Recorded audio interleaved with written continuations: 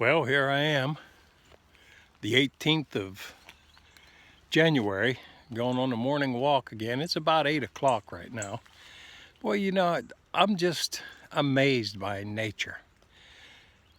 You know, God has created processes and set them in place and then kind of just watches, you might say, to see what develops out of them. There's something about evolution that the creationists just don't quite understand, that that's part of God's processes also.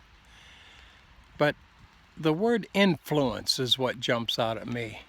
He asks the old patriarch Job if he understood the sweet influences of Pleiades, which is a constellation in the sky. But I see God's influences everywhere. There's something like guiding what happens in nature. It's totally random, but just like I have this old stick here, this walking stick, I can influence things. I can let them go along a certain ways, and then just kind of, if they're going all right, I just leave them alone.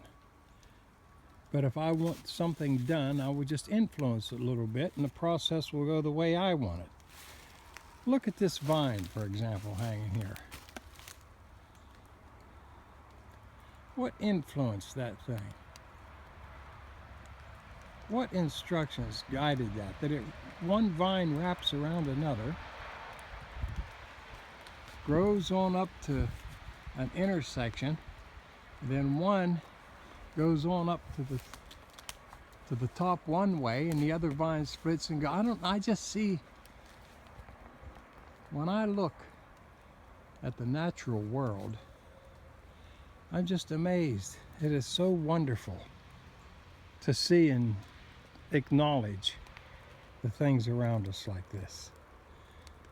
The Apostle Paul said, if we wanted to learn anything about God, if we wanted to understand anything about God, look at nature. Look at the things, he says, that have been made. And you can understand the mindset of the maker.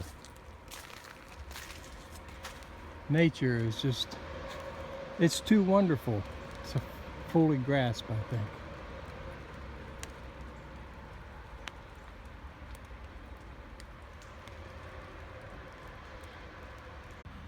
It's January the 18th, about 15 after 8 in the morning.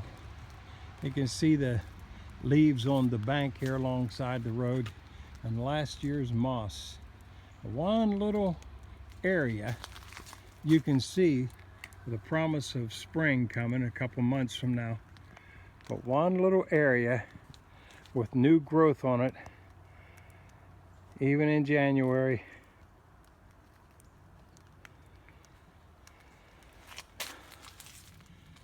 Generation after generation.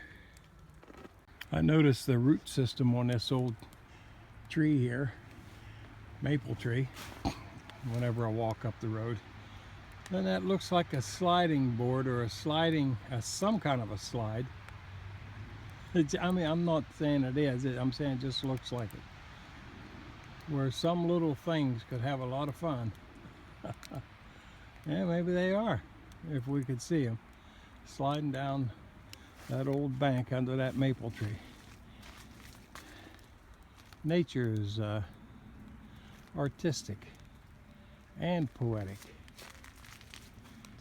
Oh, better get to the top so I can turn.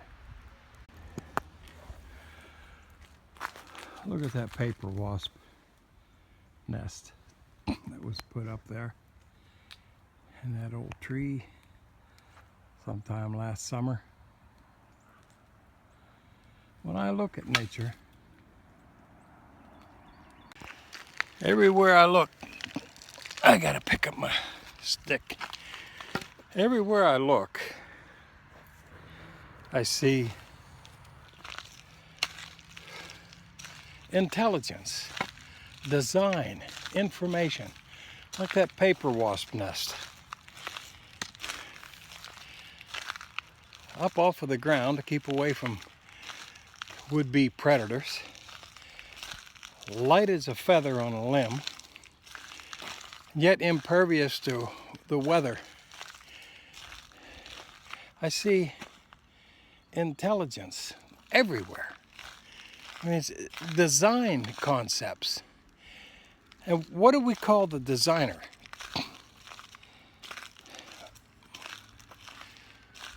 It's intelligent design. It's not random, haphazard. It is intelligent.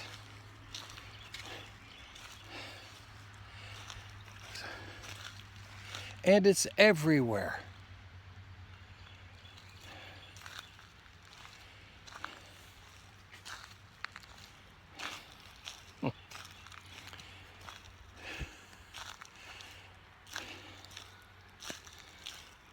It's like self-evident that something is guiding things. Look at a vine. A vine has really no main trunk or no stalk. In order to reach up with its leaves to unfold into the light and carry on the photosynthesis so that the thing can process the nutrients out of the ground, it gets a hold of something that does have a trunk. A tree climbs all the way to the top. It takes years to do it. And underneath all the trees, the mycelium network set up, where when it wants to expand, it sends fruiting bodies up to the surface. We call them fungi or mushrooms. Pick them and eat them. They can't carry on photosynthesis. They contain no chlorophyll. It's a symbiotic relationship that all of the trees are aware of. And yeah, trees are aware. I don't know how far you would go to say if they are sentient. Some people think they are. A lot of the information that I've read and observed on the internet by different laboratories and different people around the world have some surprising results that I think most of us aren't aware of. There was one example that jumps out where a certain woman, a lab assistant, would come into the lab and break like a little limb, part of a plant off. And it got to the point where they brought in some sound equipment to get the different frequencies of sounds that was present in a room that was beyond the audible range of the workers. And they heard that when the woman trimmed that plant and broke some of the parts of the stem off, it actually screamed or carried on. And it got to the point where the plants would recognize when she came into the lab, and they would make that sound again, inaudible to human ears, but they would catch it on equipment. And the plants would scream every time she came in the room, whether she did anything or not. How could they recognize? Can they see? And they seemed to also have a memory. They remembered who she was. They saw her come in. It's amazing. I found this with Japanese researchers, English, British researchers, American researchers. It doesn't matter.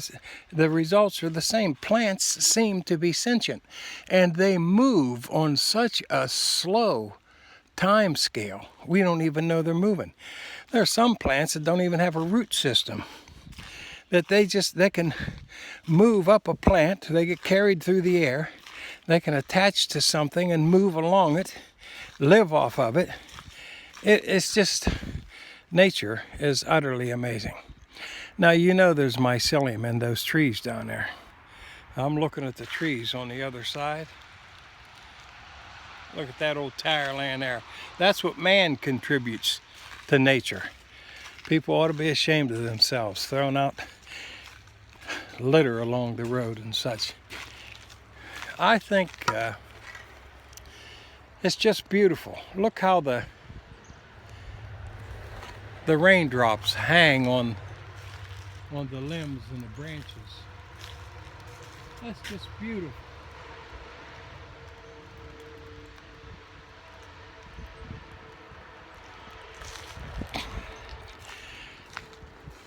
There was one account that I was watching on a video, actually, where these large animals, I forget what they were called.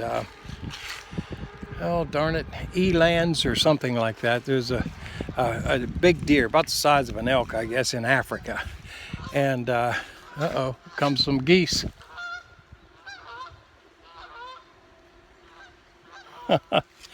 Anyway,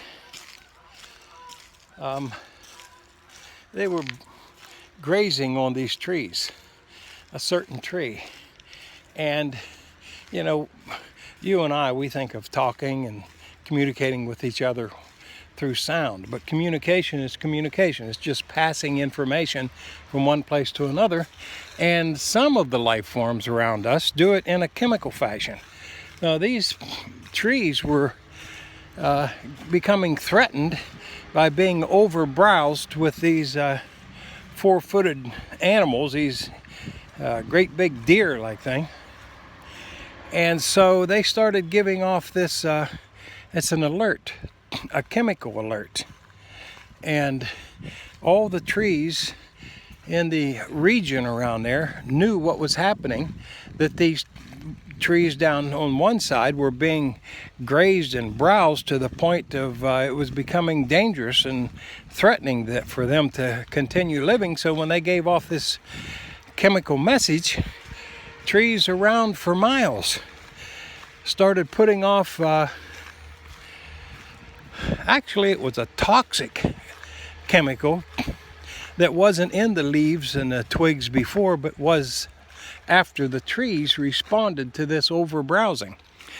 And the local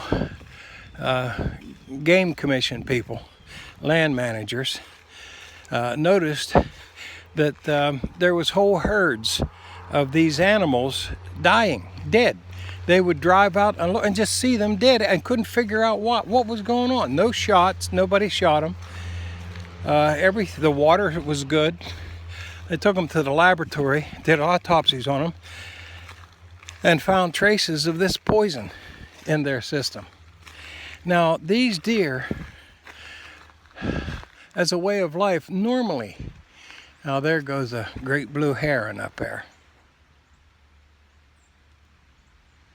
It's cruising over top of the hill, going to land at our pond. But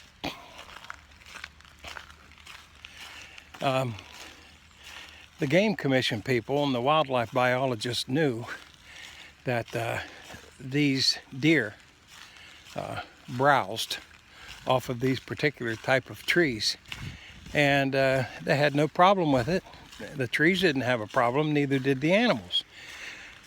For years, just a way of life. But when the herd increased, because the wildlife biologists made everything optimized and kind of ideal for population and protection, they increased in overabundance to the point where they were actually threatening the trees. So for the first time that they were aware of, when the carrying capacity of the land wasn't sufficient to stand the pressure that these animals, increased in great number then, were putting upon the carrying capacity, for the first time, those trees started putting off this toxic chemical. And it killed off so many of the, they could have harvested some of them by hunting instead of letting the trees kill them. But, life is a learning process. Everybody's going through a learning curve. Anyway, the trees killed the deer so the deer wouldn't kill them.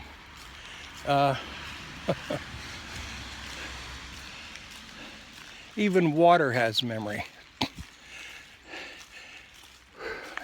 it retains certain information about the areas that it flows through. Type that into your browser and Google it sometime. It's amazing, this world that we live in. And it's like most of us go through life with blindfolders on. Yeah. God basically takes hands off and lets the processes work that he set in place. Look at that poor little deer down there in the creek. I noticed it the other day.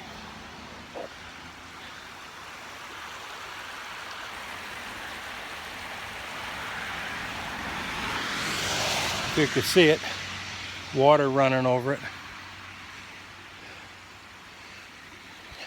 Death is part of the processes here.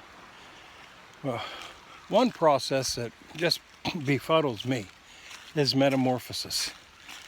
And you take the well-known monarch butterfly as an example, but there's a lot of butterflies that do this.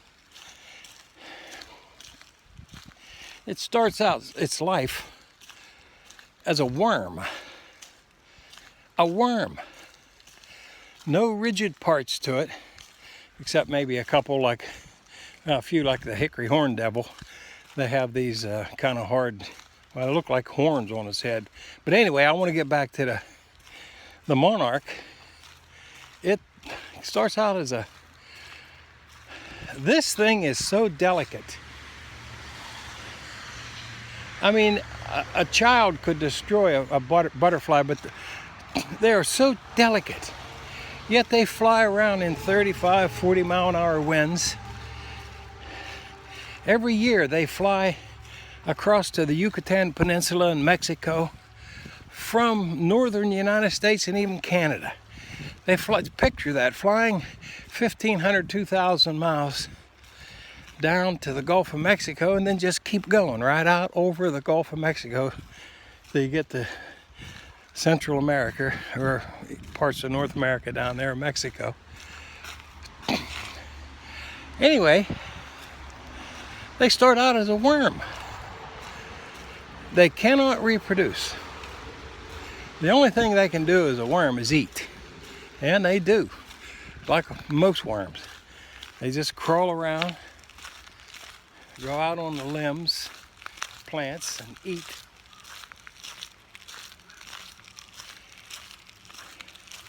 Then something triggers an amazing process. They spin a chrysalis. They spin which is amazing in itself. They attach this thing that they weave to a limb on a plant, a cocoon. They go in, they wrap it around them. And then here's what's amazing. You know, we're all made out of stuff on this planet. Stuff that takes up space and has weight, matter.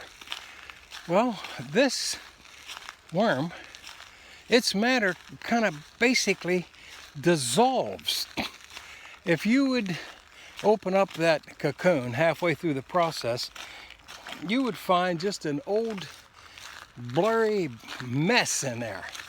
There's one report I read on it by a biologist was explaining that even cell combinations are all broken down. It's almost like it goes back into like an atom bank or a compound bank where things are broken down completely. There's just a slime left, and nothing of the worm remains. Nothing of the structure of the worm is kept, but it's all broken down to a goo. Then this process, thank God for it, it must be present when that worm is nothing but goo. The process is there. Intelligence. And what does it do? It takes all of the matter that had built a worm before, rearranges it, puts it back together, different compounds, completely different than before, come into being because of using this mess to build something different this time. And when this finally, this process, information of rearranging things, when it's finally completed, this, what is it? Is it a being? It's there. It's in the process of be. It opens up what's left of that cocoon. And now it sticks these long legs that have joints in them out through the material of the cocoon, rips a hole bigger, climbs out itself, and unfolds these massive wings. Where it was a worm before and crawled around at the mercy of gravity and predatory birds and everything else, now it's got wings. And before fall, it's going to fly to a place it has never been before, that is about 3,000 miles away, and it's going to go exactly there.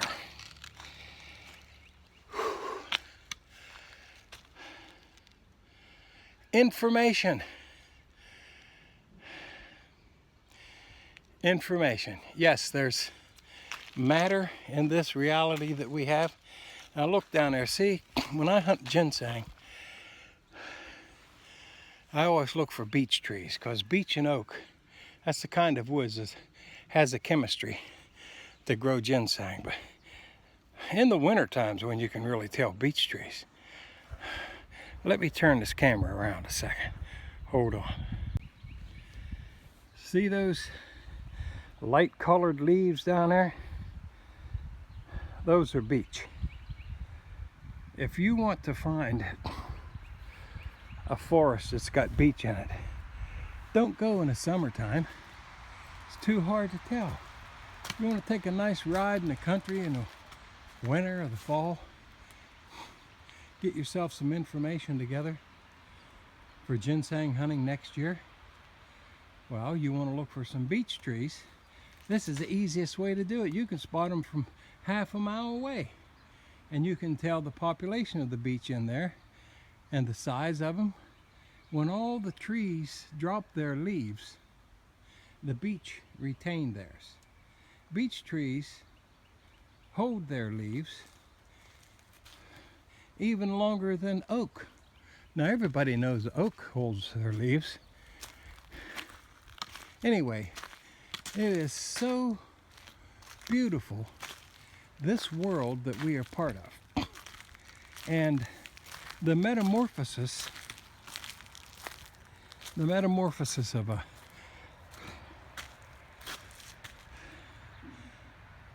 monarch butterfly is just one example. There are so many things, like the antlion or a newt, certain salamanders. Well, it's a shame that religion has ruined the Bible, the concept of God and spirituality. It really is.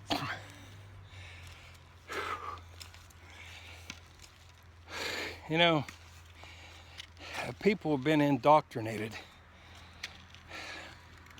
into religious concepts that, I mean, really, that they wouldn't recognize God if he was right in front of them.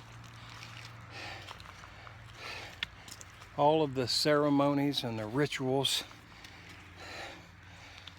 all of the antics that the televangelists do, to me, they're actually nauseating. They take a small word a two-syllable word like Jesus, and you'll hear them stretch it into like 9 syllables. They'll say, "Glory to Jesus." Oh, that just tears me up. And then they say amen, somebody. No wonder the scientific world doesn't get a chance to use this great textbook called the Bible. Actually, a book of books. They wouldn't know God if he came to their door. I think Bigfoot is the ogre that is talked about in a lot of myths and tales. Every nation, every people, race and tribe on this planet have documented histories, written histories and oral histories of having run into other things on this planet that live with us that you can't see just whenever you want to. Do you ever notice that you can't fly but a bird can? Yeah, you understand the physics behind that. We got to put everything in a box of physics. But listen, there's some things that you can't understand. You just can't. You know, one thing that amazes me, look up there at them clouds. You see them clouds? Let me ask you something. What is heavier? Dry air or wet air? I would like to know how those clouds can float. That is water vapor. And up where they are, it's really cold. If it was really warm up there, the air could hold more water and the clouds would go away. They would just evaporate into the air. But it's cold and wet. Why don't they fall?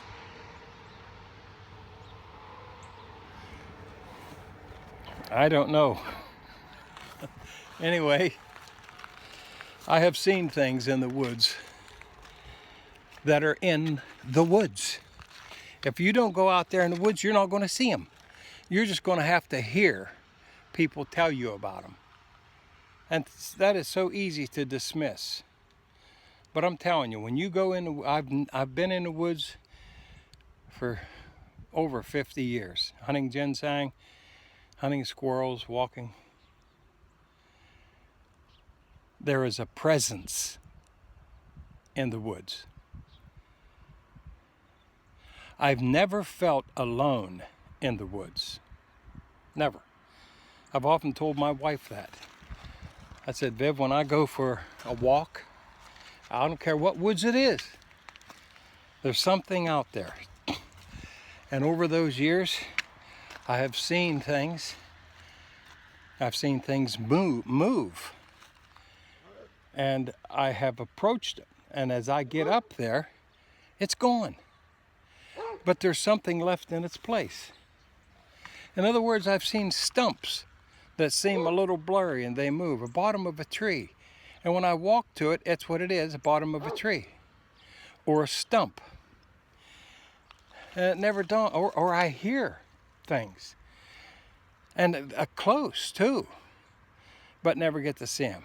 These things, I believe, can come and go in and out of the present reality that I'm in into what I call their default reality, the one they come from. You know, people who believe in the Bible and they go to these Wednesday prayer meetings, I don't care. I ain't got anything against them. They just, you know, they do the truth a great disservice by preaching like that. Things that turn people off.